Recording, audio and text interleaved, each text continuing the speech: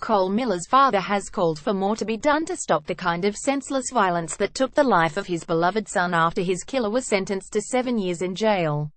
New Zealander Armstrong Renata faced the Brisbane Supreme Court on Friday, having pleaded guilty to a count of unlawful striking causing death over the January 2016 assault. The 23-year-old will be required to serve 80% of the term before he can apply for parole.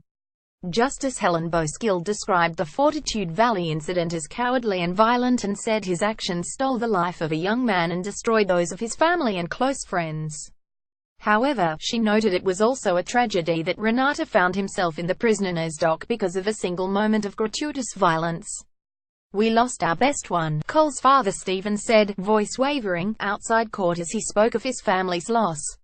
He said he thought Renata's sentencing was professionally and ably handled, but called for greater deterrence to stem a tide of senseless violence plaguing society as a whole. "Our society is just full of violence every day, and until there is a bigger deterrent I think we're not going to solve this problem," he said. "We have a social problem with violence." His comments came after the bereaved father gave a heart-wrenching victim impact statement to the court describing the nightmare of losing his son. Mr. Miller said the talented water polo player was a kid with a dream and his death had thrown the family into utter turmoil. "It's been a long 20 months since then. I know my children suffer every day," Mr. Miller said. "The tragic loss of their brother is a burden they will carry forever." At times dabbing his eyes with a tissue, Mr. Miller described lying awake at night listening to his wife Mary Lee cry. He then read his wife's statement in which he described having to take antidepressants and sleeping tablets to cope with the devastation of her loss. She said she was engulfed by grief whenever left alone, and remembered her son as a beautiful, quiet and gentle young man.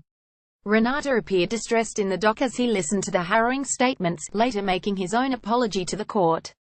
"From the very bottom of my heart, I am truly sorry," he said. It comes after Renata's co-accused, Daniel Maxwell, walked from court in August after being given an 18-month suspended sentence for starting the fight that led to Mr. Miller's death. Maxwell has since been deported to New Zealand. Renata's more than 600 days in presentence custody were declared as time already served, meaning he could apply for parole in just under 4 years. A spokesperson for Attorney General Yvette Dath said she would seek a briefing from the Office of the Director of Public Prosecutions given Renata's sentence was just the second handed down for the relatively new offense. AAP